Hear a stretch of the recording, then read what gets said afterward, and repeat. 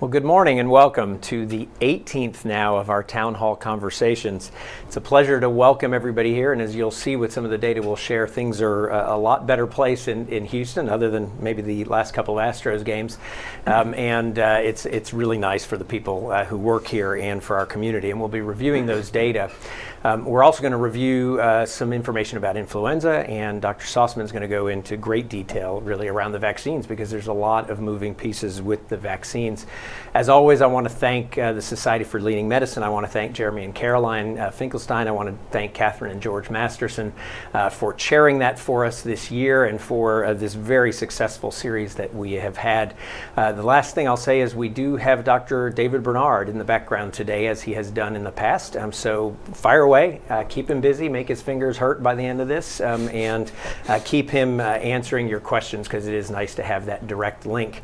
And so without further ado, now I'm going to turn to Dr. Ashley Drews, who you all know very, very well. And today we have her in front of the camera, so she's not behind the camera. And Dr. Drews is going to talk to us about an influenza update, since it is that time of year again. And of course, that is of concern, given that we are managing a pandemic as well as now potentially the flu this year at the same time. Thank you.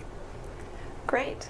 Good morning, and thank you all for having me here. I did want to talk a little bit about influenza. I know we have all been so preoccupied and focused on COVID, but long before COVID, and hopefully maybe even long after COVID, there will be influenza. So I wanted to give you a brief update because it is important. So influenza is a single-stranded RNA virus in the orthomyxovirus family. You probably all know it has respiratory transmission. The incubation period is anywhere between 1 and 4 days. Average is about 2 days, and you can have viral shedding from about 5 to 10 days. Illness can range anywhere from mild to severe, but for most of you who have had influenza, you know mild is really not that mild. It is a pretty significant illness, and if you have a true influenza, you know it. There are complications associated with influenza. You can have primary viral, influenza pneumonia. You also can have secondary bacterial pneumonia, which is one of the leading causes of death from influenza. There's otitis media, ear infection, and also exacerbation of underlying respiratory conditions. So it is really something that's very significant. I want to make sure that people are still focused on and taking seriously. Influenza, this is a schematic for you to look at the virus, and you'll see some of the major structural components of the virus. On the surface of the virus, there is a hemagglutinin protein, and this is very important for binding to the respiratory cell surface and for entrance into the mucosa, and that really initiates the infection. That's also how we categorize some of the influenza viruses, as the hemagglutinin protein. Also, you will see on the cell surface the neuraminidase protein, which also the differences in these proteins is how we categorize influenza. And that is important in packaging and actually release of the infectious virus to other cells following infection. Looking at that, there are 4 different types of influenza virus. Really, we focus on influenza A and B. Those are the ones that are important for human infections. Influenza C can rarely cause human infection. It's really a very mild infection, more like the common cold. And influenza D, which causes infection more in pigs and cattle, and is not known to cause any human infection. So as I said, types A and B are really what we focus on for human infection, and they cause seasonal epidemics every year. Influenza A viruses are subtyped, as I said, based on the 2 proteins on the viral surface, the hemagglutinin protein, which is denoted by H, and then the neuraminidase protein, which is denoted by N. So there is antigenic drift. There's a lot of mutations with influenza, and so there are changes in these proteins very frequently. And the drift in the cell surface proteins accounts for the seasonal recurrence. It changes a little bit. Our body doesn't recognize it, and so we have recurrence year after year.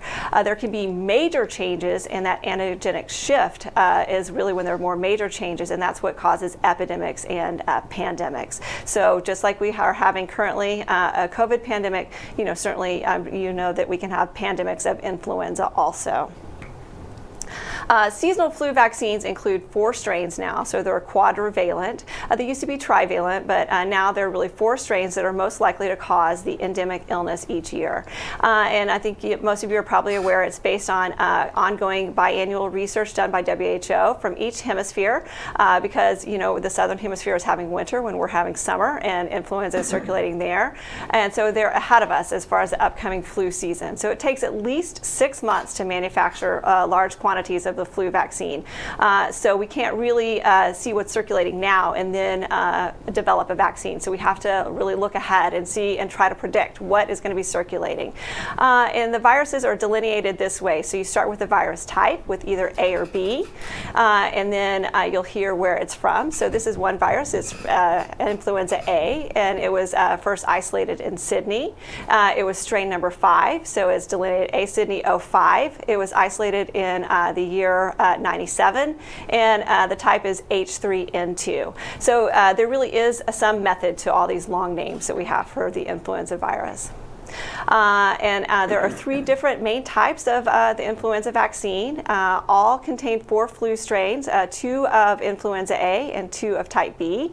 And so, as I said, they're quadrivalent. We have inactivated influenza vaccines that are either cultured in egg or cell-based culture media. They are given intramuscularly. We also have recombinant influenza vaccines. They're also quadrivalent, and they are given intramuscularly. And then we have the live attenuated influenza vaccine. Again, all of them are quadrivalent. This one is egg-based, and it's given as a mist in the nares. And so what are the differences? So for the inactivated influenza vaccine, the whole virus is chemically inactivated. Then it's grown and replicated in a non-human medium. Either the egg-based medium is the most common. It's relatively low production cost, and it's very safe. So there are also cell culture-based mediums that can also be used, but they are more costly, and they tend to have a lower viral yield. Either of these mediums will provide the antigen to the immune system without causing any active infection. So this is something important for everyone to remember. You cannot get influenza from the flu vaccine, not from the inactivated flu vaccine, so it's not possible. For recombinant influenza vaccine, specific antigens from the viral strain of interest are genetically inserted into a non-pathogenic vector. So it's a little bit similar to our adenoviral vector vaccines that you've been hearing a lot about for the COVID. So it's similar in that it provides antigen delivery to the immune system, but it does not cause active infection. So again, you can't get flu from this flu vaccine. The immune response is not quite as robust as it is to the inactivated influenza vaccine. Then there are the live virus, the nasal, the live attenuated influenza vaccine. So this is a live virus that's attenuated via cold adaptation. It makes it weaker, but it's not dead. The virus is still propagated in an egg-based medium, and this provides antigen to the immune system via replicating virus. It gives you a very robust immune response because it very closely mimics the natural infection, but it's not suitable for certain populations who have a low immune system because their immune system could be too weak to control the attenuated virus. So this is the one flu vaccine where you actually could get flu from the vaccine, so only from the nasal vaccine. And so this is giving you a list of all the different types of flu vaccines. You'll see there are multiple different flu vaccines that are available, and all of the different preparations. Here also you'll see the flu mist and things of that nature. Just some things to note, there are certain people who have egg allergies, and so they think they cannot get the flu vaccine. Actually, that's not true. There are the egg-free vaccines, as I stated, either the cell culture-based ones or recombinant influenza vaccines. But really, most people, as long as you can eat scrambled eggs and you don't have an issue, then you're unlikely to have an allergy to any egg-based vaccine. So that's important to keep in mind. And then what about the high-dose vaccines that have become, everyone's talking about and are so popular? Those are vaccines that actually have 4 times the antigen that the normal dose of the flu vaccine does. And they're recommended for people who are 65 years and older, and also for immunocompromised patients. This helps to give a better immune response. We have seen that older people and obviously some people who are immunocompromised do not mount a sufficient immune response to the flu vaccine, and giving them a higher dose of the antigen helps to give them a better chance of having a good immune response to the flu vaccine. There have been some concerns, will that give them more of a chance to have a side effect? And so there are some people who will have more of a local reaction. If they have a high dose flu vaccine, they may have more soreness of the arm, maybe a little bit more redness at the injection site for a few days, but really that's just a good sign that shows that they are actually having an immune response, but otherwise no untoward effects from having the high dose flu vaccine. Right now we are having people who want to get COVID boosters. They are circulating. Maybe there are even some people who are still waiting to get their initial prime COVID vaccine series. So it's important to know that you can get both the flu and the COVID vaccine at the same visit. Early on there was some concern that you need to separate the COVID vaccine from any other vaccines by 14 days. That's no longer recommended. You can get flu and COVID at the same time, just not at the exact same site. So one arm for flu, one arm for COVID, and you're good to go. If you have had COVID, if you have suspected or confirmed COVID, then you can be vaccinated after you have met your criteria to end isolation. So then you can go ahead and get your flu vaccine at that time. This is showing you a little bit of the influenza reporting, and so you'll see here, year after year, the different influenza pandemics or epidemics that we've had here. And what's really important, I think, for you to note is, obviously there's great seasonal fluctuation. Things really change from season to season. Some years are better for flu, some years are worse. Sometimes it comes early, as you see in the gray in 2009, 2010, when we had H1N1. Sometimes it comes a little bit later.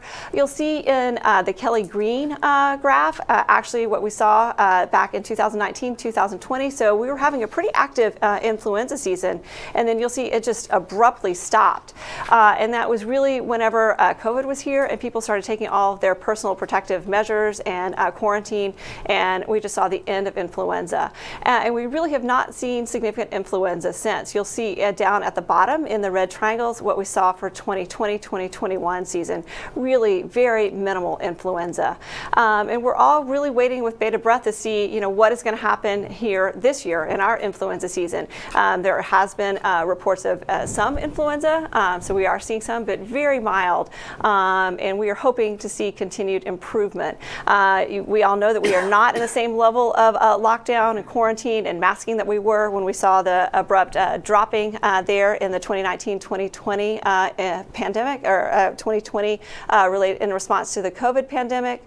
And so we are at risk for a bad flu season. So it's always important to get your influenza vaccine, but I would say it's especially important this year. So for anyone who has not done it yet, really it's recommended to do it before the end of October, so there is still time.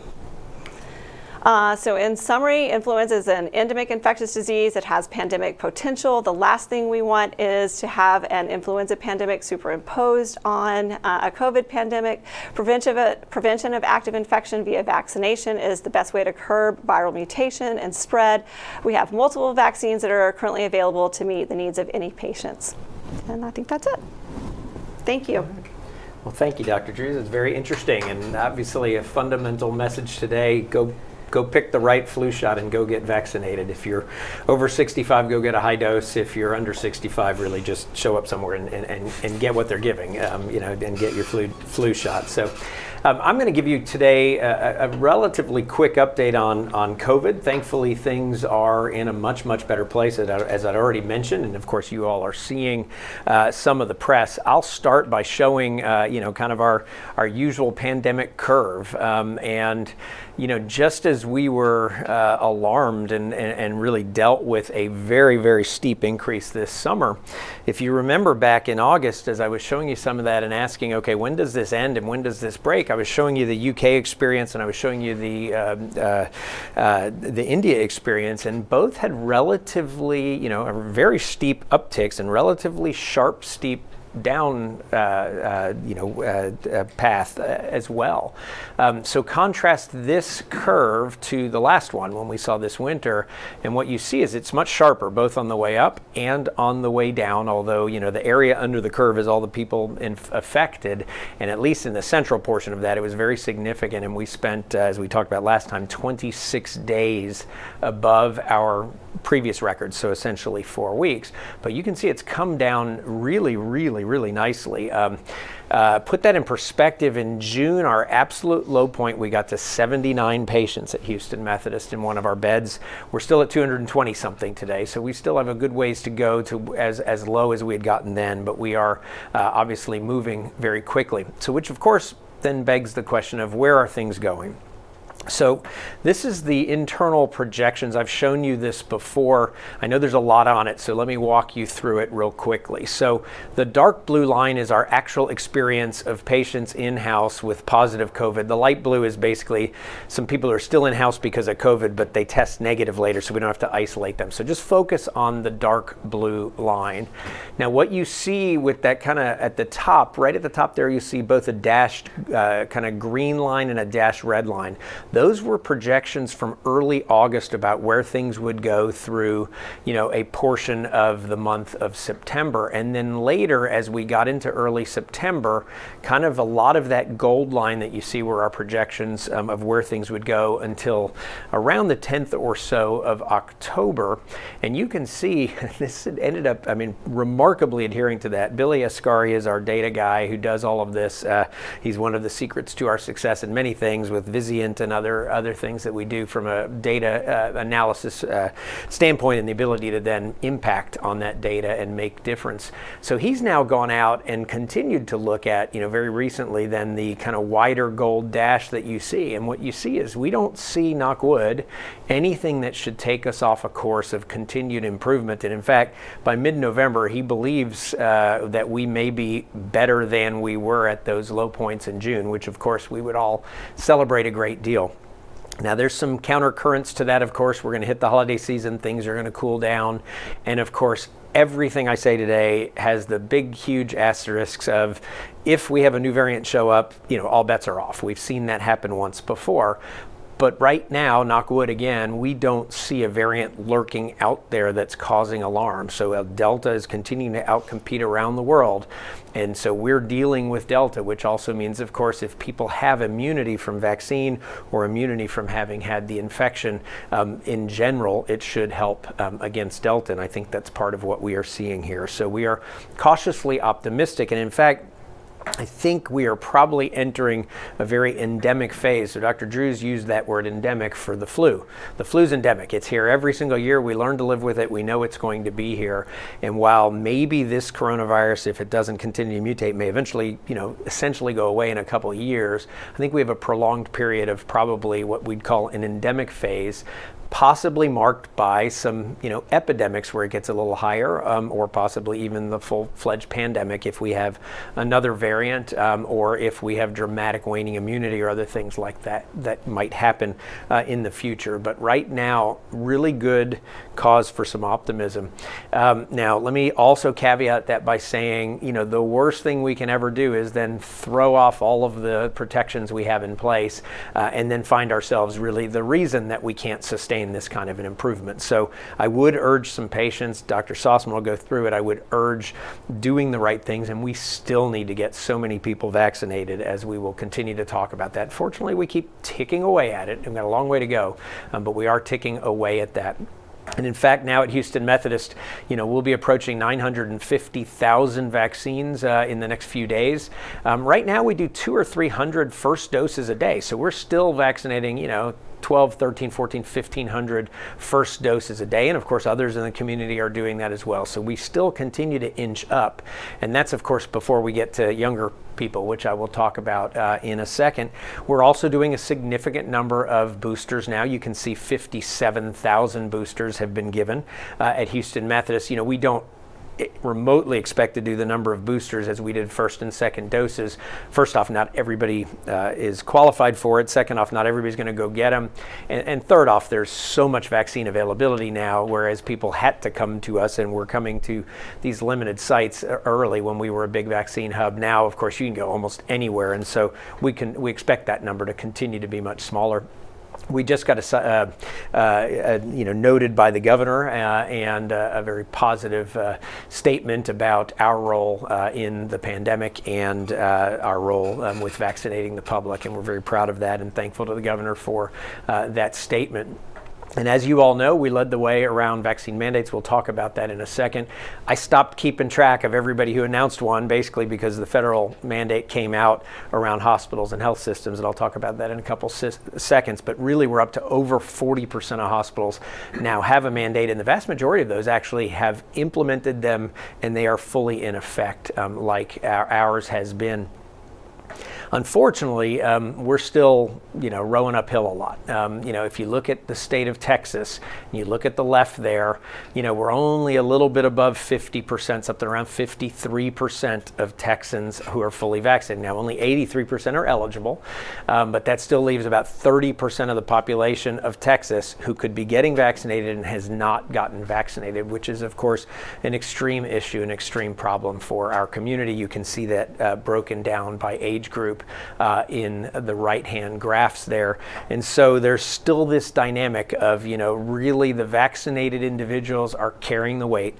And if you want to see why we're doing so much better, it is because of vaccines. There's other dynamics. I'm not saying it's the only one out there, but we would not be doing nearly as well as we are today without very significant vaccination rates. But we could do so much better, and we could really put this behind us, barring a variant, if we could just get the rest of the population vaccinated. So obviously, there's been a lot of political action around this at the federal level. Many different things were announced a couple months ago now, almost month and a half or so ago, around ways out of the pandemic. The big one that I focus on here is around vaccinations. As Houston Methodist, we are impacted twice. One of those is the first bullet you see at the bottom there, which is requiring any employer with more than 100 employees to have to do one of two things. Either their workers have to be vaccinated or their workers have to be tested weekly. So contrary to a lot of the dialogue out there, this is not a broad-based vaccine mandate. There's a pop-off valve, but it does mandate one or the other approach for businesses to keep their employees and others safe and to contribute to the herd immunity and safety of their customers and others. What I was seeing is most employers, particularly most that had any public-facing realm, were already doing a lot of this. And so what this has done, and what the Greater Houston Partnership has actively advocated for positively around this, is it creates a level playing field. So one employer doesn't have to worry that another employer is not doing it and they're going to be at some disadvantage or advantage, and it creates safety across the board. It creates consistency.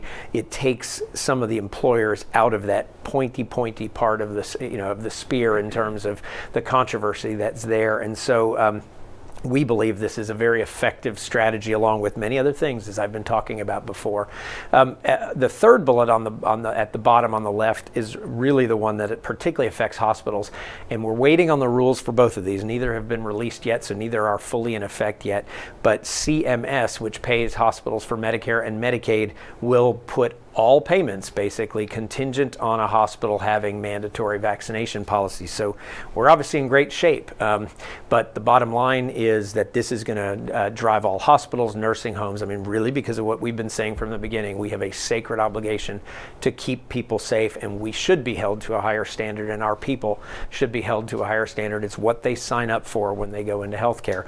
And so you see that coming out and coming out soon. But of course, in our state, a couple others as well, there's a great deal of tension around this. As you all saw, Governor Abbott a couple weeks ago came out with an executive order that prohibits vaccine mandates by any entity, and I think that word was chosen carefully in the state of Texas. Obviously, we completely disagree with this. I mean, the idea of somehow tying the hands of hospitals, tying the hands of businesses from what's doing right to keep people safe during a pandemic really is frankly ridiculous and really should not be occurring in a situation like that. So talking about that then, let's talk about his order versus the previous page, and then we'll talk about the legislature as well. The business community has been pretty loud about saying, you know, stay out of our ability to make our own decisions. So United Airlines, Southwest Airlines, Greater Houston Partnership, and on have been pushing back on this. Part of and the other piece of this, of course, is that at the end of the day, I mean, as our legal team will say, this is like first day of law school stuff. You know, federal law will supersede local or state laws. And so the bottom line is, at the end of the day, when those federal rules and laws are in place, that's what will rule, and we will have to follow those. Hospitals will have to, or they won't even get paid. And every hospital is highly dependent, obviously, on Medicare and Medicaid. So then the governor said, well, let's put this in the next legislative session, and that has gone back and forth. One bill did not get out of the House committee. Another bill got out of the Senate committee, did not get through the Senate, and of course the special session ended. You know, why didn't they get further? Because the business community, along with the medical community, the Texas Hospital Association, Texas Medical Association, very vehemently opposed to these laws. They set horrible precedent. They tie the hands of institutions, hospitals, healthcare workers during a pandemic to do what's right.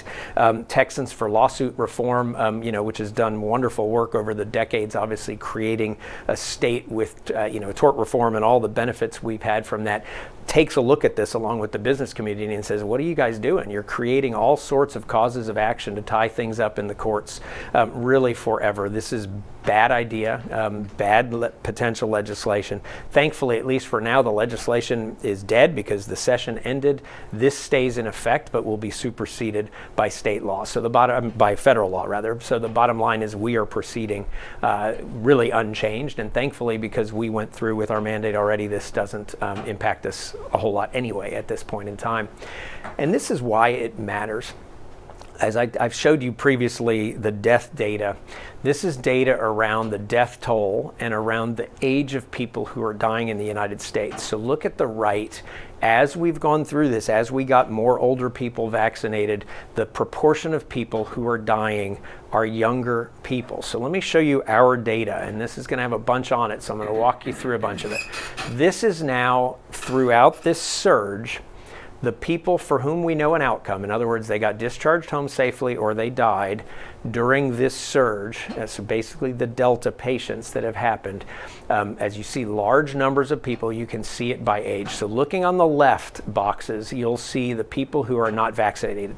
Total of 4,499 individuals that you see there, had a 6.8% death rate among those individuals at this point in time. Now, if you look at a couple things, you're going to see the number of people is really skewed younger big time. I've shown you a graph of that before. But notice the deaths. Actually, if you go to below 60, that represents 57% of deaths. 57% of deaths this time at Houston Methodist in the unvaccinated people who came in with COVID happened in people less than 60. So throughout the entire pandemic, we were seeing something like 75, 80+% of deaths were happening in people over 65. So a marked change, lots of tragic loss of life. I mean, look at that, 38 people in the 25 to 40 year range, 69 people in their 40s, 66 people in their 50s. I'm in my 50s. I still consider that young, and yet look at the death rate we're having there and the people that are dying. Now, look at the right side of the graph. We still are seeing vaccinated people get admitted. We see breakthrough infections. We see higher rate than everybody else reports. I think a little bit of that is because we've been really careful at the data, and we never default somebody into kind of the vaccinated status if we don't know, into the unvaccinated status rather if we don't know. We figure it out, and I think some others are probably not as diligent with the data, but mostly for us, we have a very sick, vulnerable population who seek care care at Houston Methodist. So take all of this with the grain of salt that, remember, we have lots of transplant patients and cancer patients and others who sadly show up in these data, the people who we want to protect. Look at Colin Powell, how sad that we lost such a great man. He died from COVID, fully vaccinated, but he had an underlying cancer, basically, that made him somebody who didn't probably make antibodies. He was the very kind of person we as a community need to protect, and we failed, quite frankly. Now, if you look at the data here, you'll see the age skews much older. Some of that is vulnerability of older people. Some of that may be waning of immunity that has happened. And notice the deaths. If you look at the under 60, it's about 20% of deaths. So about 80% or so of the people dying here in the vaccinated group are over 60, much more what we saw before. Now, the last thing I'll point out there is you'll also see that once you're vaccinated, while you still have some significant risk if you're sick enough to get hospitalized, our mortality rates at every single age band are lower by a good bit than they were in the unvaccinated group.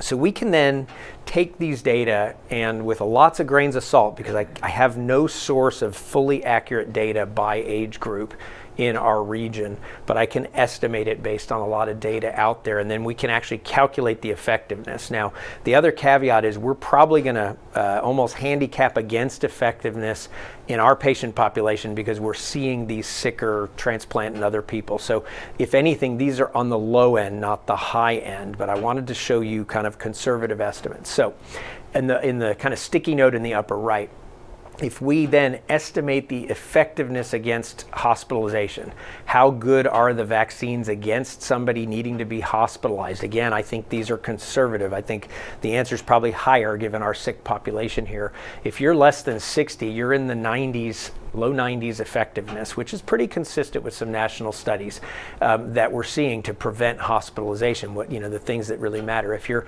kind of 60 to 80, you're in the high 80s, and it's not a large group of people, but in the 80-year-old plus here, some very old, sometimes people well into their 90s that we're seeing about 77 or so percent. Again, I think all of those are probably actually a hair higher than that in reality.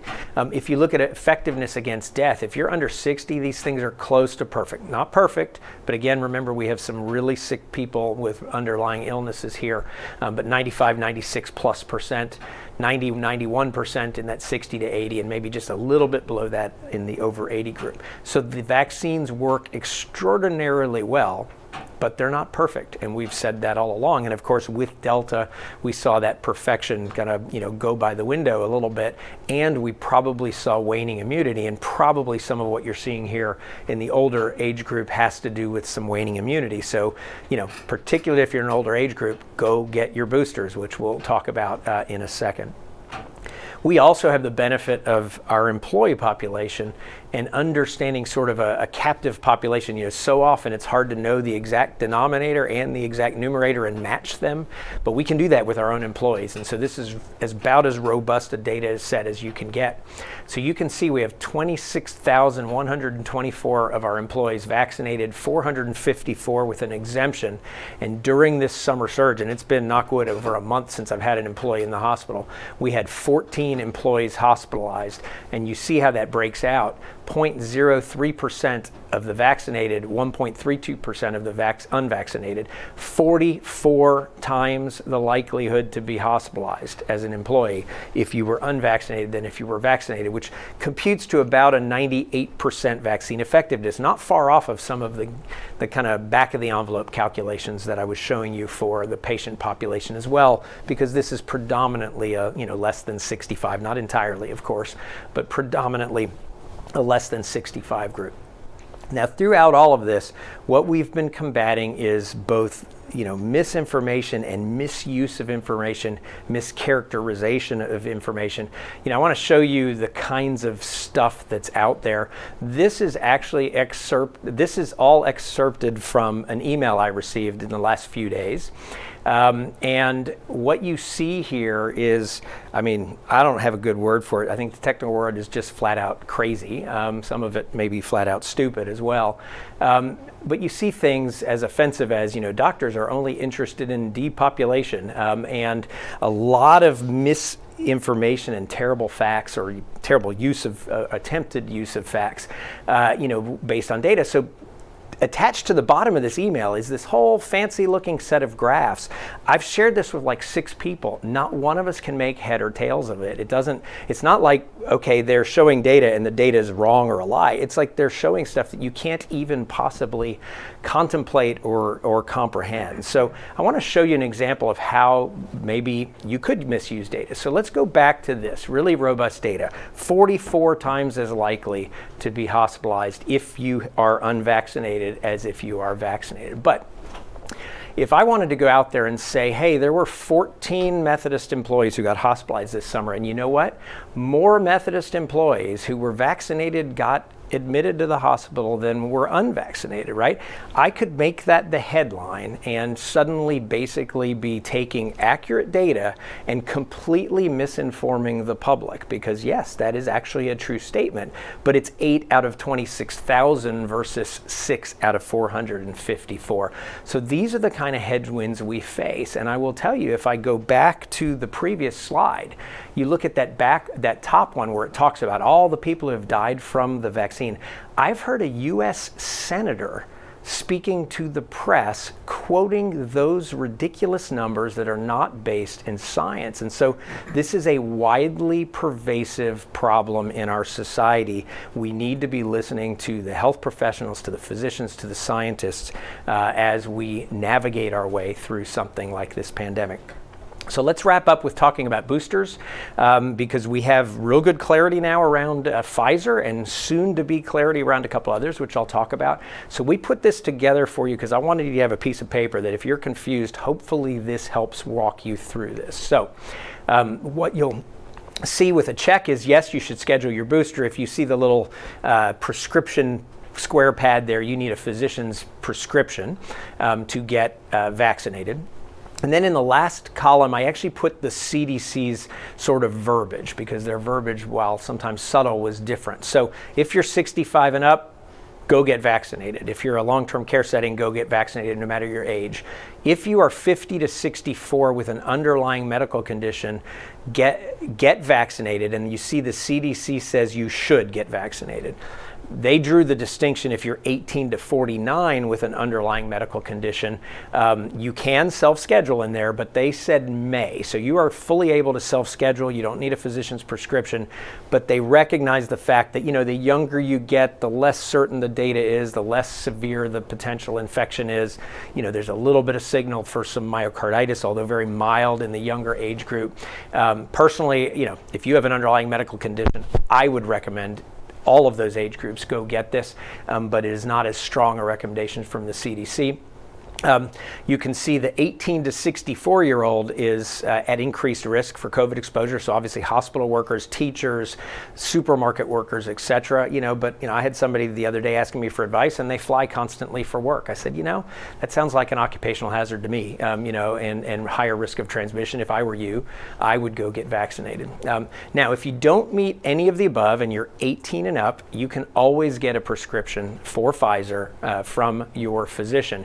You cannot if you're 16 or 17 and you had your first 2 doses. So that's a subtlety in there, but those 16, 17-year-olds currently cannot get a booster under any of those circumstances. Remember, if with all of this, you have to have had it more than 6 months ago. If it's been less than 6 months, if you're immunocompromised, it's not even really a booster, it's really a 3rd dose series. And anybody really could get one in theory with a prescription, but most physicians are going to say, hey, let's wait till 6 months. And if you've received any other vaccine other than Pfizer, it is possible for you to get one, but you're going to require a prescription to do that. We've tried to make this really easy on our website. If you go to our website, these are your options. You can pick 1st dose, 2nd dose, 3rd dose in all those categories you meet, or I've got a doctor prescription, and you can schedule or you can walk in and do this. You attest to number 3 there if that's what you are doing. Now, the good news is we expect later this week we will probably have clarity around Moderna. The FDA met Thursday and Friday yesterday, Thursday on Moderna, Friday on J&J, and our meeting on the 21st, so in 2 days, to discuss this. And once the CDC is, once that happens, we would expect this to move forward. If we assume they follow what the FDA said, which they tried not to last time, but the CDC director overruled, we will see Moderna be basically the same as that sheet I just showed you. The one fundamental difference is Pfizer is FDA approved, Moderna is not, so there's no off-label prescribing ability for our physicians, but you'll be able to get your booster based on those other categories you saw on the previous page. Now J&J, and I think Dirk will show you some data, J&J, they are now saying once it's been 2 months after your initial dose, it's kind of a, yeah, this probably should have been a 2-dose series to begin with. We're authorizing anybody, every single person who got J&J above 18, no other qualifications, or modifications to that. Everybody who got J&J, if it's been 2 months, you're going to be authorized to get a booster, and we would strongly encourage you to do so because there's some really pretty strong evidence that the immunity is waning pretty rapidly now, probably because you didn't have that kind of first, that second dose that probably needed to happen in the first place. We're right on the cusp, I think, of children. We don't know this for sure, of course, but the FDA is scheduled to meet October 26th, so a week from today, and then scheduled November 2nd and 3rd with the CDC. So we could have November 3rd, November 4th, we could have children authorized age 5 to 11. It's a lower dose of Pfizer. That's just Pfizer. The others won't be authorized yet. Stay tuned, but that's obviously really good news. And then I want to bring things to a close. I kind of have talked about we're entering kind of an endemic, more of an endemic phase. There's an article in The Atlantic, the reference is there at the bottom. I'm not going to go through it in gory detail, but I read it. It's a quick read, but it really did a pretty nice job of talking about some of the kind of new rules and the subtleties that we need to remember. And the first was, the roles of vaccines probably changing, right? We're seeing breakthroughs. Probably for most people, the idea that it's going to be almost 100% effective at preventing any infection is probably not realistic, which then of course drives behavioral needs that we need to do if we don't want to get the infection. Boosters will change that calculus some, but we're seeing waxing and waning there. So probably recognizing that what really matters can still be prevented up in the 90s, but some of the infection data may not be quite as high. Number two, that it matters how many people are vaccinated, but it really matters how they cluster. And so I showed you data a couple months ago of the UK and why did they decouple hospitalizations versus vaccinations. And the real reason is because there's almost nobody above age 65 in the UK who's not vaccinated. They did a really, really, really good job at getting essentially everybody vulnerable getting vaccinated. So look back at that data you were seeing from me earlier, and it's the vulnerable people in that older age group that are still at risk. And so we've not done nearly as good a job. And then of course you get into, we've shown data like this. Texas did worse because we were lower vaccinated than, some Vermont or somewhere like that. And of course, clusters matter. I saw clusters in Houston, Texas, or Greater Houston, where in Baytown they were getting slammed, and in Sugar Land, while they were getting a lot of patients, it wasn't nearly like Baytown, and it was a vaccination rate. Who's at most risk changes right now. Who's at most risk? People who are unvaccinated. A lot of our kids are at most risk of getting the virus because we haven't been able to vaccinate them. And then very importantly, number four, and I've kind of alluded to this with some of the numerical stuff I mentioned before, as we increase vaccination, looking at what percentage of people who are vaccinated versus unvaccinated is the wrong question, right? You need to know the denominator. And so that 8 versus 6 number that I was using, and how somebody could really misuse those data to make the wrong point, we miss this all the time in society because taken at an extreme, if 100% of the population got vaccinated and any breakthrough infections and hospitalizations exist, 100% of people who break through or are admitted to the hospital will be vaccinated, right? And it will sound like they're not working when they're working really, really well. Number 5, rare events are common at scale. We've vaccinated hundreds of millions, actually billions, in the world so far. So the rarest of rare events are going to be common at scale, and oftentimes they have nothing to do with this. Remember, for example, when you hear all this death data, almost 8,000 people a day die in the United States. So when you've got a mass vaccination campaign going to lots and lots of people, you're going to have a person die on the same day they get a vaccine just from chance. You're going to have a person who 2 weeks later gets X disease just from chance. And so it's up then to the physicians and the scientists and the epidemiologists and others to look at, is it chance? Is it something else? And there's been no significant signal for death, no significant signal for any major side effects from these vaccines, which have now been more studied than pretty much any drug or vaccine ever in the history of the planet. And then finally, defining worst is difficult. Right now, Delta was pretty bad, but on the other hand, it's kind of held at bay a bunch of others that have some pretty bad variations to them. So take a look at the article. I think it's actually a very interesting article. And then I'll end with get your flu shot. And thank you all very much for your time and attention here. And I'm going to switch now to Dr. Sostman, who's going to talk with us about many of the data that underpins much of the things that I've just said today. Thank you very much.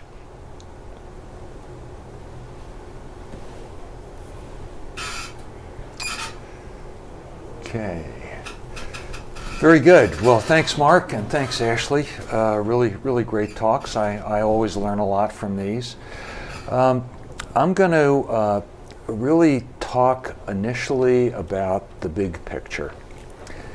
And a common theme in controlling pretty much any infectious disease, and certainly respiratory infections, is that there's some very simple common factors. Firstly, in preventing infection, it's the physical barriers, it's masks, it's hand hygiene, it's other precautions, depending on whether it's a respiratory or GI transmitted infection. But these are things that will keep you safe physically. If you happen to get infected, there are a number of things that are important tools. Obviously, vaccines, which really kind of straddle between preventing and controlling, and that's one of the reasons why they're such important tools.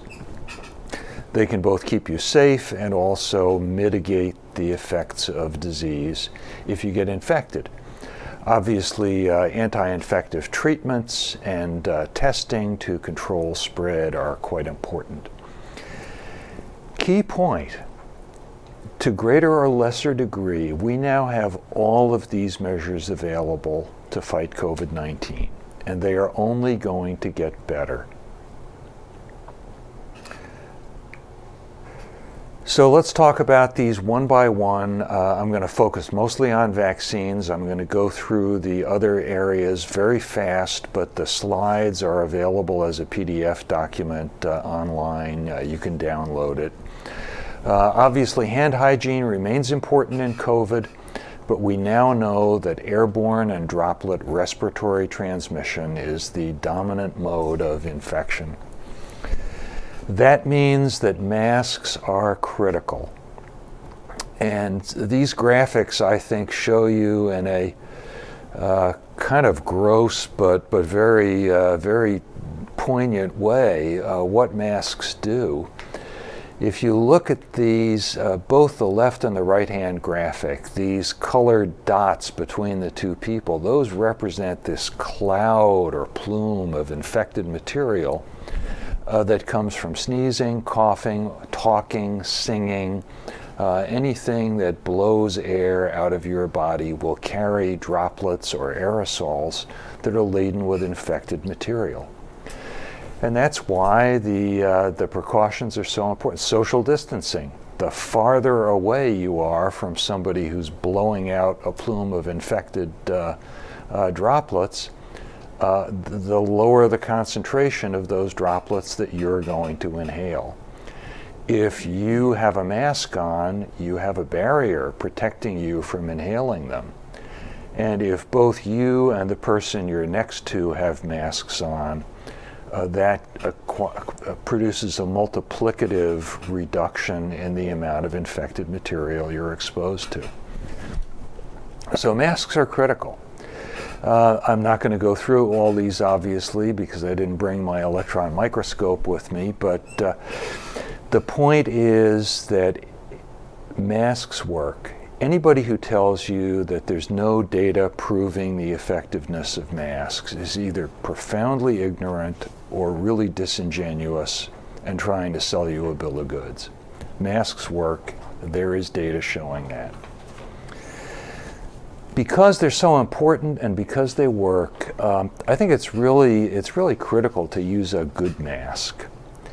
You know, I go to the airport or the supermarket and I see all kinds of masks. I see the single layer cloth neck gaiters.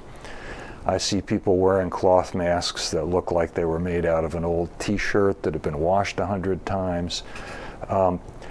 You really want something that filters well and something that fits well. Both filtration efficiency and the degree to which the mask fits your face matter a lot. So you want, for a high-risk area, and maybe not if you're, you know, just walking to work or something, but for a high-risk exposure, you want an N95, a KF94, a KN95, or less good but still pretty good, an ASTM level 3 surgical mask. What I've found is that different masks fit different face shapes better or worse, and so you may have to experiment a little bit. And on the slide, there's a web address from the Bloomberg News website. It's a really engaging, really accurate description about, you know, how to wear a mask, different kinds of masks, and so forth. It's really quite good, and I recommend it. Also, you can filter the air, and this is something that our infection control professionals are doing increasingly in the hospital, but you can do this at home. Go down to your furnace room or where your air conditioner is. Take out that old, blue air conditioner filter that, you know, came with the air conditioner because it was really cheap.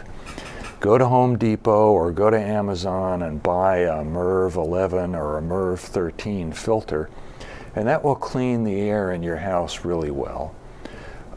If you have someone at home who is sick, buy a portable air cleaner with a HEPA filter and put it in their room. It will keep everybody else in the house safe. I think these are very advisable. If you have a company, people are back at work, put one of these in your conference room. Any public area where people are going to gather, it's really a good idea. And then, you know, basically, you know, should you take precautions? I think this is a judgment call. It's a common sense thing. If you think of masks and vaccines and so forth as kind of the goalie in a hockey game, you really want to give the virus as few shots on goal as you possibly can, because even the best goalie is not perfect. Or it's like wearing a raincoat. If you're in a light rain, a raincoat is great. If you're in a heavier rain, you probably want to have an umbrella too. And if it's Hurricane Harvey, you want to stay at home and not go outside. So I think everybody on this webinar knows all of the factors. Obviously, if you're immunocompromised or have risk factors for severe disease, you want to be extra careful. If you're in if for some reason you need to go to a bar, I would be very, very careful. But you know all these things, and I think also how prevalent is infection. If I go to visit my grandkids in Maryland, I'm really not that worried because the infection rate in Maryland is really low. I was in Florida last weekend, and I felt like I needed to take a shower about every 15 minutes because it was just scary. So let's talk about vaccines. There is so much data out there. As Mark said, these are some of the best studied drugs in history now. I can't show you all the data. I mean, it would just be mind-numbing and it would take forever. So I'm just going to give you a summary and show one or two really poignant examples. So what we know is that obviously the vaccines were miraculously effective early on. They are truly a gift from Almighty God. But as time passes, we're seeing that they offer less immediate protection against infection. This is undoubtedly related to the normal waning of levels of circulating antibodies. After about 6 months, generally your antibody levels are really low. They can be called back into service through the cell-mediated immunity pathway, but there is a lag. And if you get a high dose of COVID, which is a pretty fast replicating virus, it can get ahead of your immune system and you can get infected. There's probably other things going on here, but I think that's the major factor. And the messenger RNA vaccines, which were much more potent initially, seem to wane more quickly than the viral vector vaccines. And at some point there may be a crossover. Protection against severe disease seems to be much more durable, likely related to the cellular immune pathways. We have less good ways of measuring cellular immunity in large groups of people, so our data is less comprehensive, but I think most people believe that that's the factor. Question is whether this protection against severe disease will be really durable and last forever, or will it also start to dissipate, and we don't know that yet.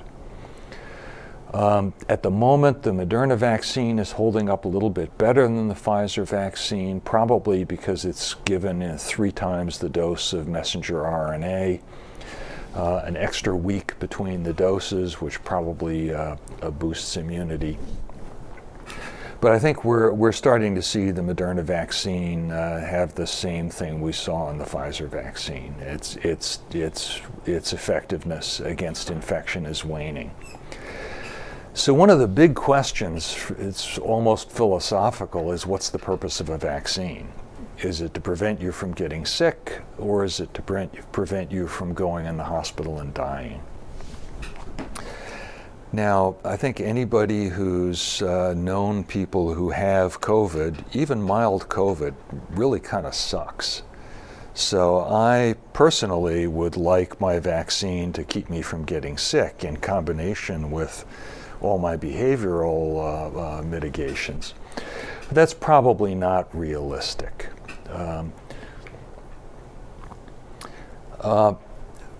We are very fortunate that so far the vaccines are quite effective against all of the variants that we have seen.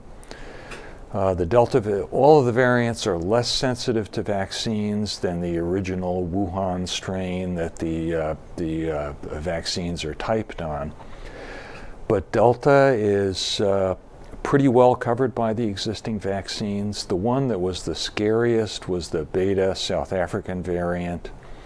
But Delta has crushed it. It's dying out worldwide. And so I think, as Mark said, Delta has actually not been the worst variant in some ways.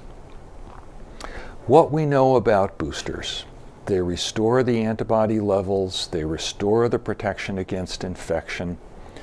The side effects are the same as, or actually in some cases less than, the primary series side effects. Previous infection is equivalent to a dose of vaccine. It may actually be better than a dose of vaccine because it gives you exposure to a wider variety of antigens. We do not believe it is a full substitute for vaccination, and we can talk about this later. Open questions.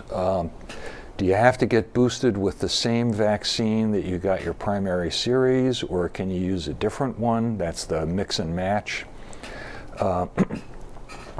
Data with outside of the US, data from other vaccines, and now data from the COVID vaccines indicates that there is pretty much no disadvantage to mixing the prime and boost. Whether there's a big advantage depends on the details. Key question for boosters: how long will the renewed protection from infection last? If it's going to wane over the course of 6 months, like your primary series, that is one situation. And that would argue for selective use of boosters in people who are at the greatest risk, because they are probably going to have to be given over and over and over again. If in fact a third dose gives you much more durable protection, and as Dr. Fauci says, the COVID vaccines really ought to be 3-dose vaccines, that would argue for giving everybody a booster. We don't know the answer to this yet, and we won't know it for several months yet. And then, of course, who should get the boosters and when? This has been quite controversial. So I will just show you a couple of data slides. On the left-hand panel is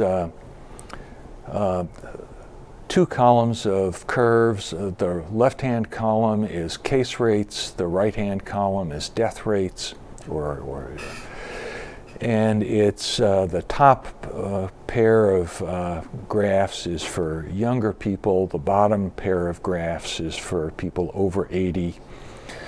And you can see that as we had the Delta surge, both cases and deaths went up, both in unvaccinated and vaccinated people. But if you look at the distance between the peaks of those curves, the effect of vaccination becomes dramatically obvious. You also see in the bottom 2 panels that the effect of vaccination is probably the weakest in people over 80, and that's because the immune response itself is weaker.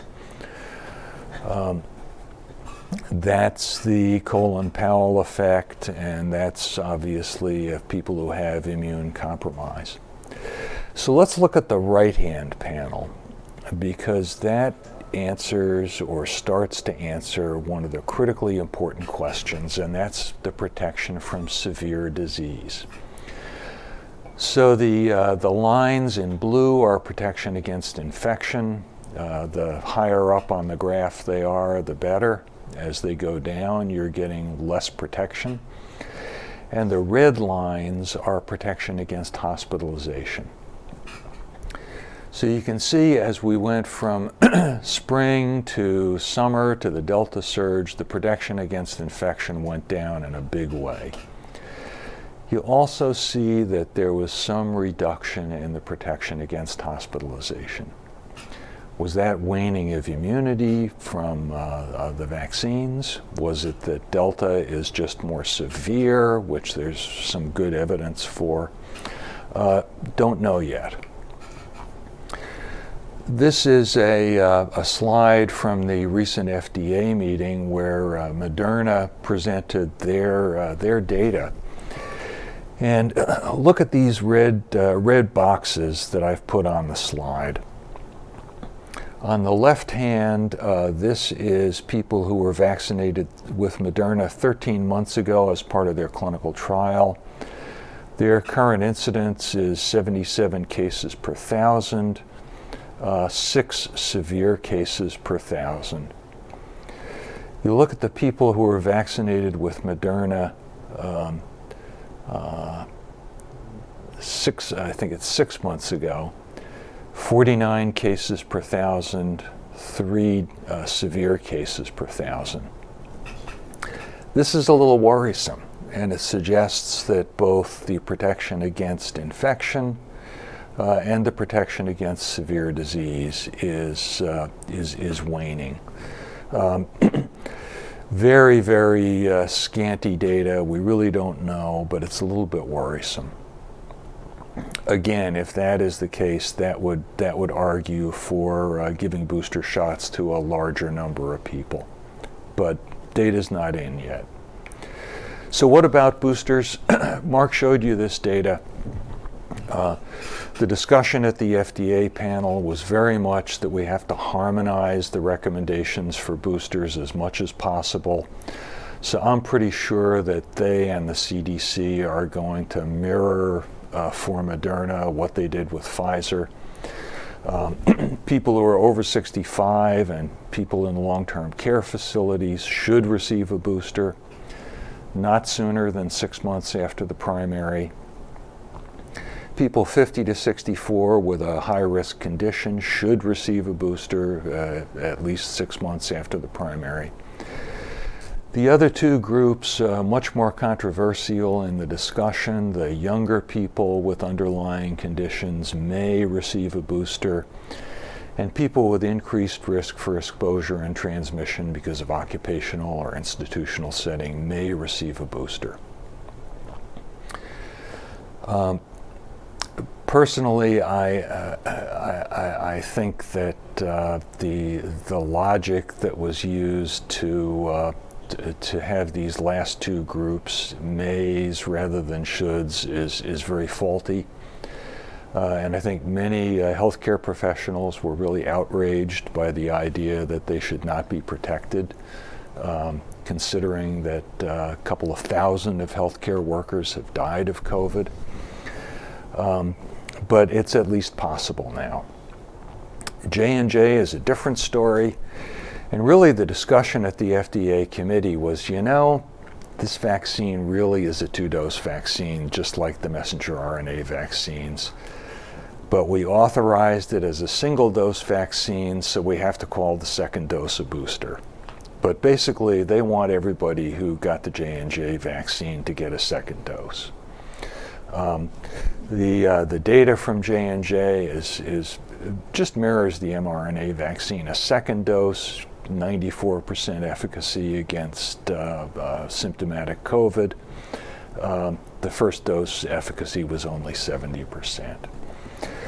So the FDA is expected to issue its ruling on Moderna tomorrow night, and the CDC will meet also tomorrow. So we'll have clarity on these, but I predict this is how it's going to come down. I thought you might be interested in just a few vignettes from the discussion at the ACIP meeting in September that resulted in this very, you remember last time I said, you're going to be buffeted with all kinds of, ups and downs on boosters, and that sadly turned out to be more accurate than I expected. So some of the discussion points. There was a lot of discussion about what's the goal of the vaccine. Is it to prevent infection or only severe disease? Because if it's only severe disease, it's doing a pretty darn good job of that, and we should be very restrictive. Not everybody agreed with that. I think a lot of people felt that the goal of the vaccine is to prevent people from dying of COVID, and the more COVID you have, the more people are going to die from it, so you ought to prevent infection. There was a lot of discussion about the risk potentially of increased myocarditis with a third dose in young males. And I think this, the degree to which they perseverated on this, and this has turned out, by the way, to be not the case in the Israeli data. It's actually less with the third dose than with the second dose. But I think this shows that the composition of the committee is very heavily weighted towards elderly pediatricians because they spent a lot of time worrying about the third dose and myocarditis. And they were like, well, is there really data that vaccinated healthcare workers are that much at risk? And I just found this, just totally on another planet. There was a lot of concern that focusing on vaccinating the vaccinated would take away focus on vaccinating the unvaccinated, which obviously is far more important. There was a lot of sort of public health stuff. Well, if you allow people at risk from exposure, that throws the doors wide open and anybody can go to their doctor and, get a booster. And then there was, well, how long is this protection going to last? Are you going to have to get a booster every 6 months? That's not practical. We don't know what the side effects of, getting 25 booster shots is going to be. Booster programs would overtax public health departments if they're too inclusive. This is back before Moderna and J&J submitted their data. And it's like, well, we only have data for Pfizer boosters. What are we going to do about people who got Moderna and J&J? Are we going to be freaking people out? What if only people from West U can get access to the system? Is this going to increase inequity? And then there was the messaging thing. If we approve widespread boosters, are we telling the public that vaccines don't work? So there were a lot of very diverse considerations that go into some of these decisions. This is not the Supreme Court. It's a committee. So what do we know about boosters? We know that they increase antibody levels dramatically, as shown here in Pfizer, both for younger and older people. We know that they affect Delta, which is the blue bars, and the original strain, which is the green bars, very similarly. The right-hand panel is data from Moderna, their boosters. Here, these data are from when everybody was worried about beta, and it showed that their booster handled beta very well. So boosters do a great job of raising your antibody levels. The best national data on boosters that we have comes from Israel, which shows in the left-hand panel, the green bar is the vaccinated people. Basically, as soon as they started to vaccinate a large swath of the population, the amount of severe disease drops dramatically. Interestingly, with a delay, even the amount of severe disease in the unvaccinated population drops dramatically. And this is really a manifestation of, a kind of quick and dirty definition of herd immunity. And there's not shown here, but there's a really interesting single article, requires confirmation, but kind of hopeful, showing that vaccinated people within a family group tend to protect unvaccinated people within a family group. So, vaccination really is doing its job. And the right-hand panel shows the Israeli data on younger to the right and older people to the left. The yellow bars are the rate of severe disease before boosters, and the green bars after boosters, and the effect is quite obvious and quite dramatic. So boosters work. The mix and match question, this is data from the American NIH-sponsored trial that came out a couple of days ago. It's a little complicated, so I'll just give you a couple of selected data points. So the leftmost series of boxes is for the Moderna booster. The middle series of boxes is for the J&J booster, and the right hand for the Pfizer booster. The yellow boxes are pre-boost, pre-boost, pre-boost. And then the blue and the pink boxes are, I think, 2 weeks and 4 weeks after boosting.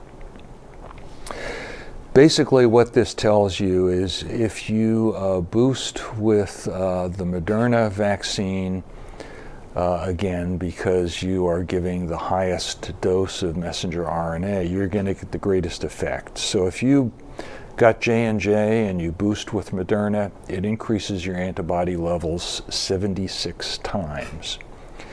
If you got the Pfizer vaccine and you boost with Moderna, it increases your antibody levels 35 times. Because remember, the vertical axis here is a log scale, so every tick mark is a factor of 10.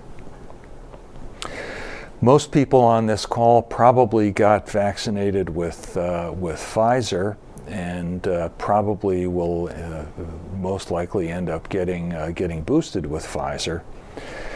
And if you got Pfizer and you boost with Moderna, you go up about 35 times. If you boost with Pfizer, you increase your antibody levels about 20 times.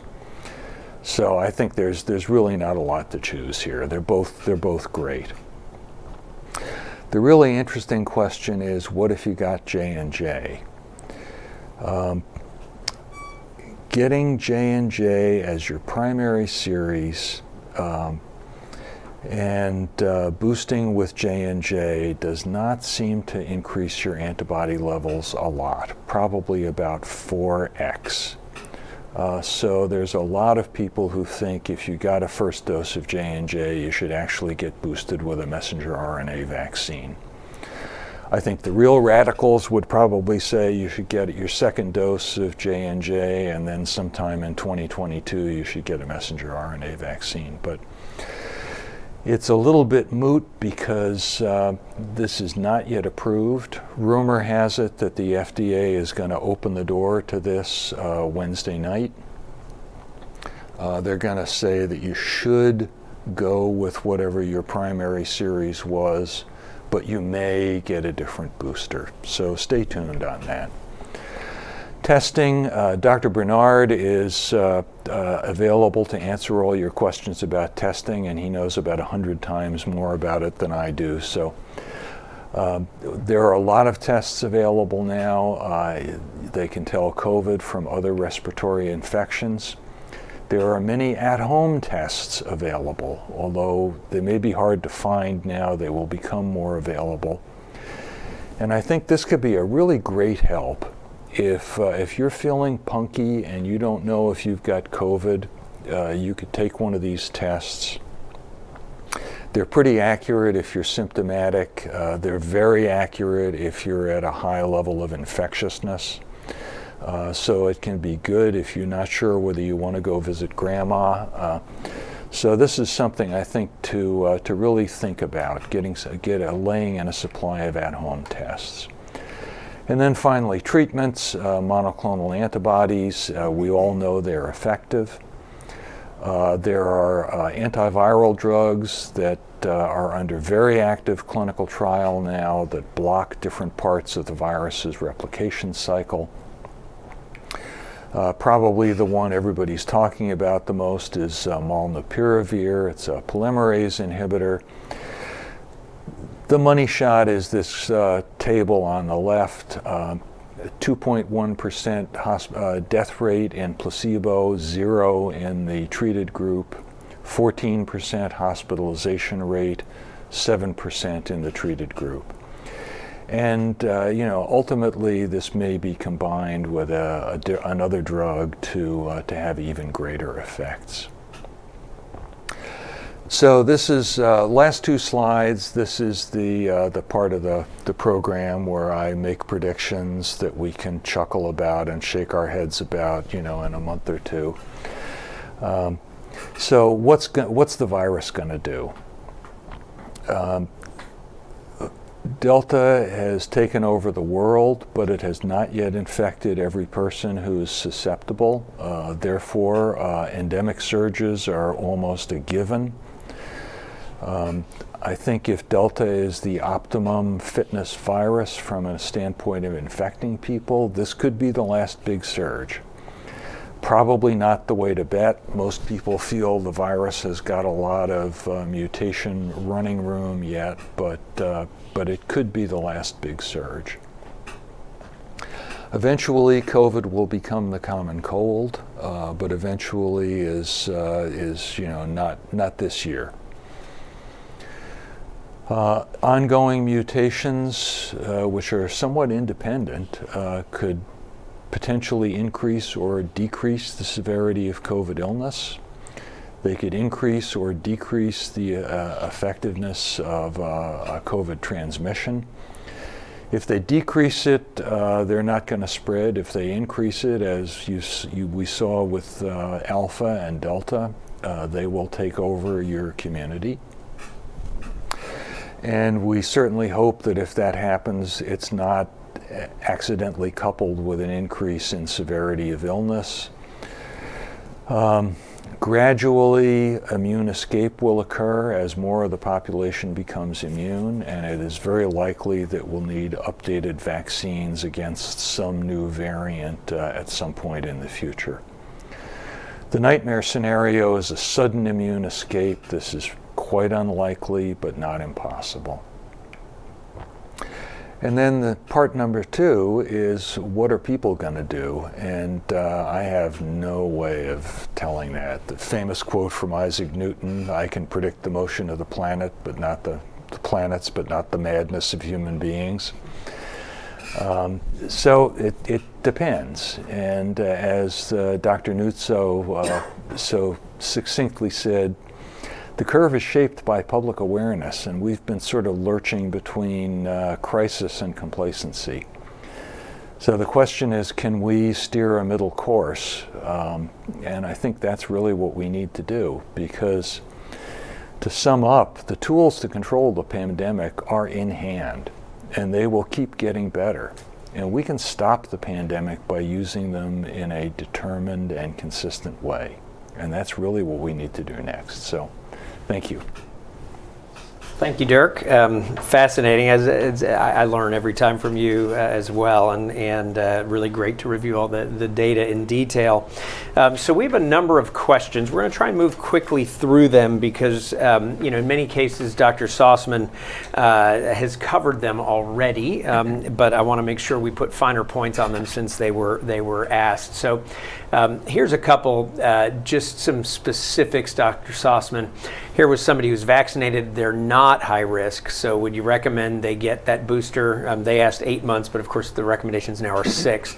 And then also asking a question about, what's the time frame between a second dose and your booster? Yeah.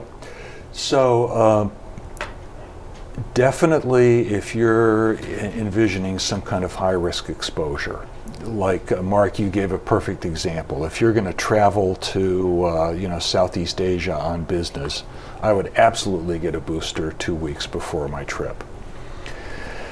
Beyond that, it's kind of a judgment call. Many people have opinions, few people have data. Personally, I would do it. Not everybody would agree with that. And in terms of the required space, I'd say in general, the longer the space between the second dose and the booster, the greater effect the booster will have. So 8 months is probably a pretty good span. 6 months is also good. Good, thank you. And if you've already had COVID, you have antibodies via blood test. Obviously, we all get asked these questions over and over again.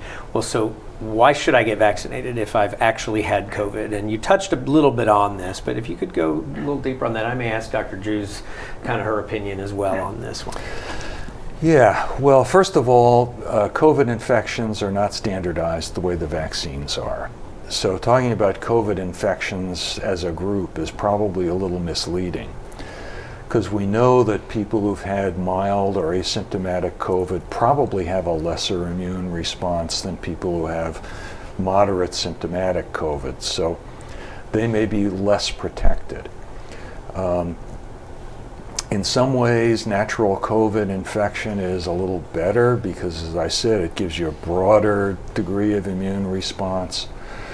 The media reports that natural antibodies are up to 45x that of COVID vaccines is hogwash. It's probably pretty similar. What we recommend now is you should absolutely get vaccinated, even if you've had COVID, even if you have antibodies confirmed by blood test, because we don't know how durable they are. The data from the UK on infected people probably about 80% protection against reinfection, but you can still get sick and die. So if you can get better protection by getting vaccinated, why wouldn't you? Dr. Drews, you want to chime in? Yeah, I agree completely with what Dr. Sostman said, and there have been studies, including one that we've cited, I think, before on this town hall from Kentucky, looking at people who previously had a COVID infection and those that were vaccinated versus those that were not, and the reinfection rate. And the reinfection rate was much higher in those that had COVID before and did not receive the vaccine versus those who had COVID and were also vaccinated. So there is real-world data to support that vaccination does add to natural infection. So, I guess I would echo both those. Actually, I think that Kentucky study is probably the best study I've seen out there, and it was pretty compelling in terms of getting that booster on top of being infected before was much better than not getting that. And I guess my philosophy would be, look, these are amazingly safe vaccines. I mean, the worst you're going to have is a little bit of very mild and short-term side effects in the vast majority of people. Why wouldn't you just get that extra bit of protection and standardization? Certainly, there's every reason to believe immunity can wane from natural infection just as immunity can wane from a vaccine. And so we still recommend you go do that. But sometimes, then you get into detailed situations. Let me ask you this one, Dr. Sostman. So you had COVID. You went ahead and followed our recommendations. You've had both your Pfizer vaccines. Now it's been 6 months. Do you get boosted in that situation? It's a good question. A lot of people would say if you've had COVID, moderate symptomatic COVID, you probably even only need 1 dose of vaccine to be fully vaccinated.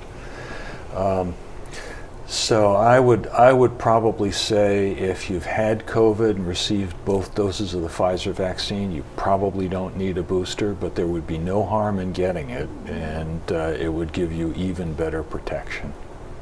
Great. All right. Well, here's a question about practical lifetime situations. Somebody's been vaccinated, they've been boosted, so they've done everything they can right now. They have a hair salon where they go, and the stylist has not been vaccinated but has been infected and doesn't wear a mask. I'll go back to some of what Dr. Sostman talked about. First off, remember the one mask, no mask is better than no mask at all. But the one mask, no mask is much worse than both being masked. And I guess I would ask myself the question of why am I frequenting, well, first off, I'd ask the stylist to wear theirs. I mean, at that point, if they're not going to. And after that, frankly, if they can't have the common courtesy to protect me as their client, I'd go find another stylist. I mean, that's a really, really easy decision from my standpoint at that point. I notice you didn't ask me that question. All right, I'm not going there, Dirk. So, all right, Dirk, what about somebody who has an autoimmune disease like multiple sclerosis? They're getting some sort of disease-modifying therapy. They've been vaccinated. Should they get boosters? Well, I would, the person mentioned MS, so I assume that's a personal interest, and I would refer anybody with MS to the National MS Society website that's got really, really detailed instructions about, depending on which disease-modifying therapy you're getting, what your best options are.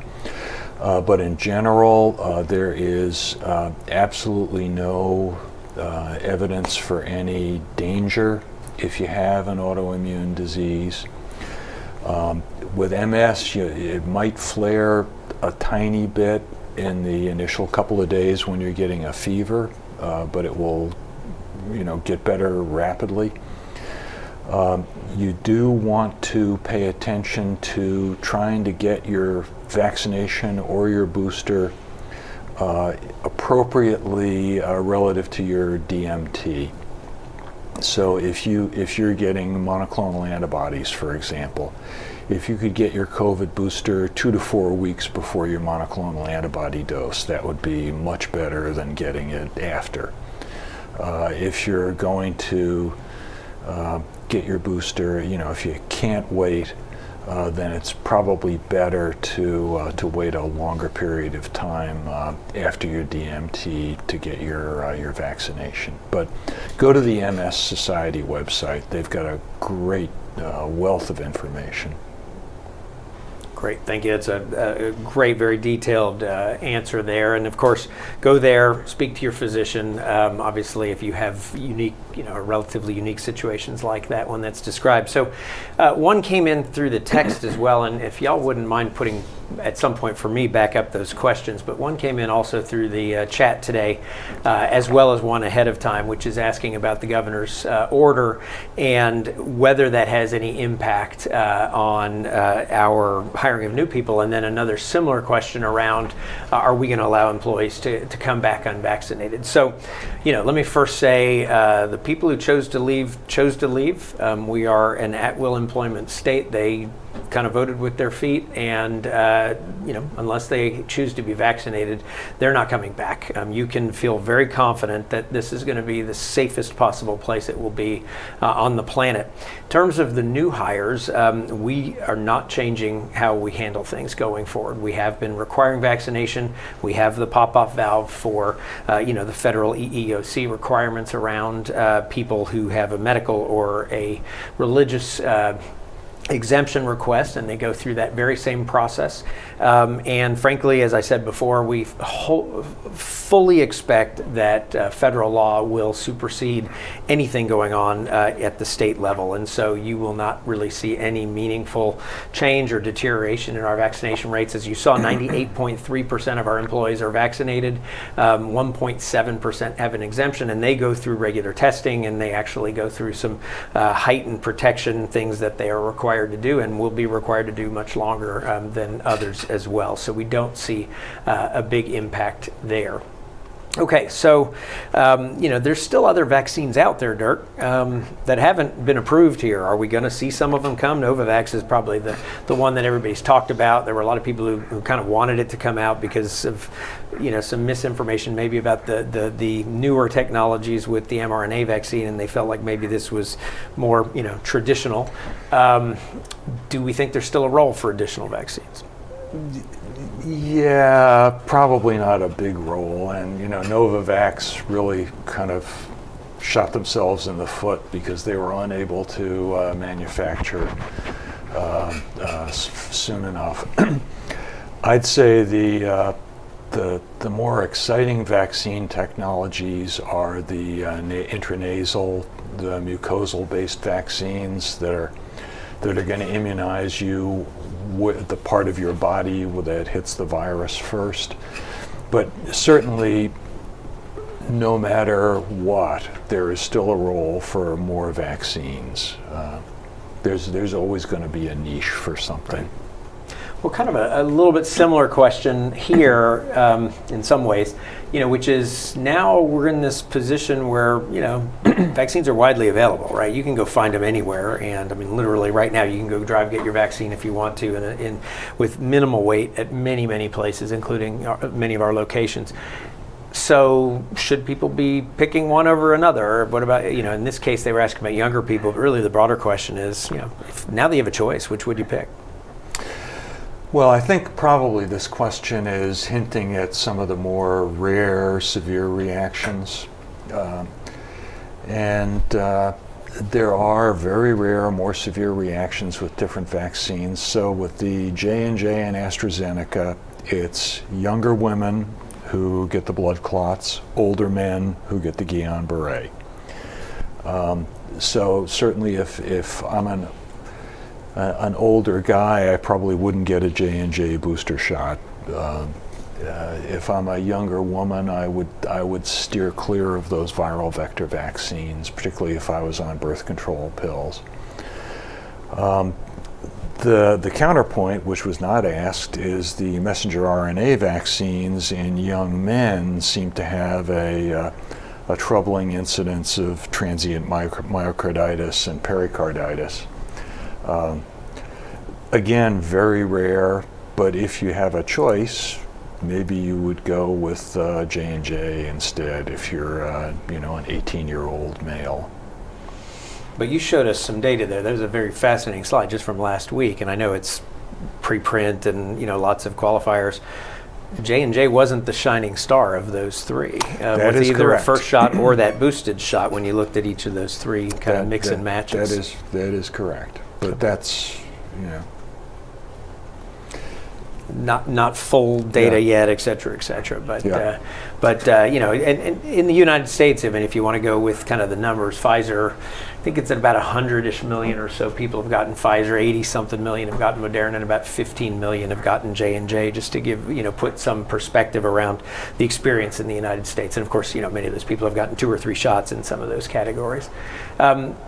Okay, so the mixing and matching, I think you've addressed this really well. The technical answer is none of that's authorized. If you want Pfizer to be your new one, you actually can get a prescription for that. We think the FDA may actually move on that sooner rather than later. I mean, is that probably the rumor summary has of it that? Wednesday night. Yeah. Okay, all right, so let's get to some other practical questions here then. How careful do you need to be with dining at events? So Dirk had that very nice chart that showed kind of going through all your different risk factors. Are you vaccinated? What's your personal risk? A bunch of other things like that.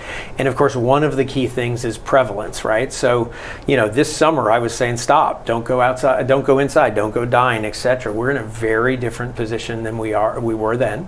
We're not quite where we were in May and June when, even the FDA, or the CDC rather, came out with advice even about taking off masks for vaccinated people. I have now eaten in a restaurant, this time around. I feel like things are coming down well enough. I look for places that are going to treat me safely, kind of like the question about the hairstylist. I expect a place to actually have protocols in place and wear their own mask and everything else, and I'm not seeing that at all of them. So I would select places like that. And again, use your own personal risk, right? If you are at higher risk, be more cautious than if you are at lower risk. Seek outside versus inside, all the things that Dr. Sostman talked about.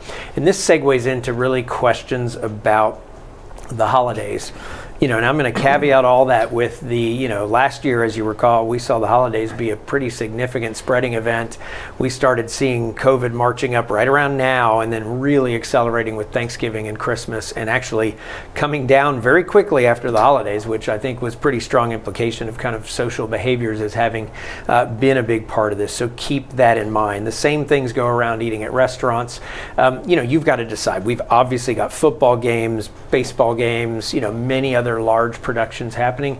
You go to Minute Maid. It is not outdoors per se, but it's close to outdoors. It's more like outdoors than obviously sitting in the ballet or sitting in the symphony or sitting someplace like that. Again, it's a risk benefit kind of analysis for each of you. Most emphatically, you should be wearing a mask if you are going to get into a tighter setting like that, if you're going to be in an indoor setting where there is a larger gathering, and you should expect that people around you are wearing masks as well. Resuming going to public venues and offices without masks, I don't think it should be anytime soon, quite frankly. It's a small price to pay, and it helps us keep things in control. But of course, if things get really, really low, we will sing a different tune at that point. But I would still recommend, if you are in a public setting, I certainly do, wear a mask. Now, there's a couple you can't, a restaurant, for example, but otherwise, I would still recommend that. Dirk talked about this a little bit. Most infections are coming from respiratory and droplets. So yes, you can have some of the touching. Yes, you should be washing your hands and things.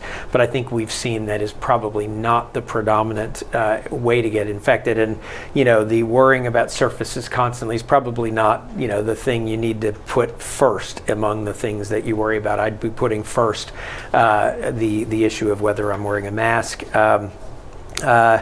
I think Dirk touched on rapid tests, and the bottom line is yes, if they're widely available, a rapid test is a great thing.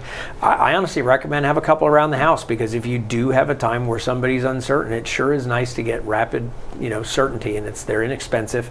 They're not simple to get now, but you can order them online. I used some for travel recently, for example, when I needed to do that. So,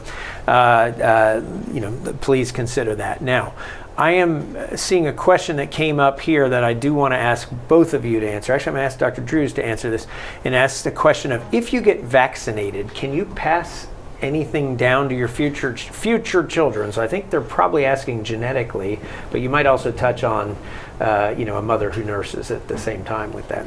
Yeah, that's a great question. And so as far as passing anything down genetically, you cannot. The mRNA vaccines, the mRNA really enters the cytoplasm. It does not enter your own DNA. So it is not part of your permanent genetic code. So you will not pass it down to your future children. There is no change to your DNA. So that's something that's really important and that I think a lot of people have concern about and are confused about. And so we can dispel that now. It is not passed down. One good thing for a mother who is vaccinated, for her newborn, she develops antibodies, and some of those antibodies, it has been shown, are actually passed via the placenta to the newborn, and that is actually fantastic. That is protection for the newborn. Even before the newborn has received a vaccine, they are getting the benefit of the mother's vaccine to help have antibodies to help fight against COVID. So that is passed in that direction. Perfect. Well, thank you, Dr. Drews. And then I have kind of one last question for Dr. Sostman, and then I'll close with one other. Can you talk a little bit now about outpatient therapies, in particular, if somebody, God forbid, gets COVID, what should they be doing at that point in time, and what might be on the horizon? You touched on that a little bit in your talk. Sure. This is probably not the most felicitous way of saying it, but the antiviral oral drugs are kind of the killer app. Being able to treat widely, everybody, test and treat, people early is going to be critical to breaking the back of the pandemic. We've seen the effects of monoclonal antibodies. The problem with them is that they're not as scalable. You need to go somewhere. Generally, you need an infusion. The advantage of the monoclonal antibodies, I think, is going to be in the prophylaxis for people who have poor immune function, because it's looking like you can get a subcutaneous injection of monoclonal antibodies that will protect you for 6 or maybe even 12 months against COVID. It's like a passive form of vaccination. But they are great for treatment, and really they're the only thing that's available for outpatient treatment now. Assuming that the antiviral drugs pan out, which I think is pretty likely, that's going to be a game changer, because you're going to be able to, do your rapid test at home, say, oh my goodness, I have COVID, call your doctor, get a prescription called in, start taking these very safe, non-toxic pills right away, and it's going to dramatically reduce the progression to severe disease and hospitalization. Well, let's hope those come out sooner rather than later. Yeah. As you've seen obviously the news about the molnupiravir, and it's impressive data. And if we have that, as you said, it's kind of a killer app. It's a game changer. Imagine if we were going through this summer surge and all those people getting Delta, and we could have given most of those people that and knocked hospitalizations in half, for example, which of course by extension then decreases mortality dramatically, as you saw in that study as well. That would be obviously a very huge change in how we are treating this, and as Dirk said, much more scalable than monoclonals. As good as those have been, they are just difficult to do at complete scale for everybody. So I'm going to end with this one here. I've gotten a couple questions about, are we doing everything now? Well, let me tell you, we are down to about 220 patients in the hospital right now with COVID out of 23 to 2,500 beds that we operate. Put that in perspective, in a very bad flu season, we'll peak out at about 200 patients. In a normal flu season, we peak out at about 100. So we're getting down to kind of peak flu season levels. None of us ever asked the question of, can we get these things done and these other needed care done during a normal flu season? It'll stretch things a little bit, but unequivocally, yes. If you need anything, we are here for you. And in fact, do not delay. We never want to see the harm from delay. We did have to push back some things in August when things were just as hairy as they were, but have been kind of feverishly catching back up on that. So by all means, continue the medical care you need, continue the screening screenings you need, everything else. We've talked about that many times before. So with that, I'm going to wrap things up, and I want to thank everybody for your time and attention today, as always, for your tremendous support of Houston Methodist and our teams. I remain proud of all the folks here, the incredible people who work throughout this pandemic. It was a tough summer. We've talked about that before for each of these individuals. Thankfully, even when things were busy and you're on the way down, it feels so different than when things are busy and on the way up. And thankfully, the busy is now shifting back into what we do day in, day out. And really the messaging we are using constantly internally now is, look, this is now endemic. It'll have its kind of, smaller surges and things. We'll pray there isn't something that causes a major surge. None of us can know that for sure, but we're going to be living with this for a while, and so we have to coexist with it, and we have to excel in everything we do and focus on each of the fundamentals, as we always do. And that's really, I think, great words to live by for all of us in our lives and our businesses, etc. So have a great day. God bless. We'll see you in November. I believe it's November 8th, if I'm not mistaken, and that day we actually are going to still give a quick COVID update, but really be shifting now into a lot of non-COVID as part of living up to what I just stated. I'll have some very exciting news to share with you from the national databases in which we look at quality across our hospital systems, all of our hospitals, and I look forward to seeing each of you then. God bless.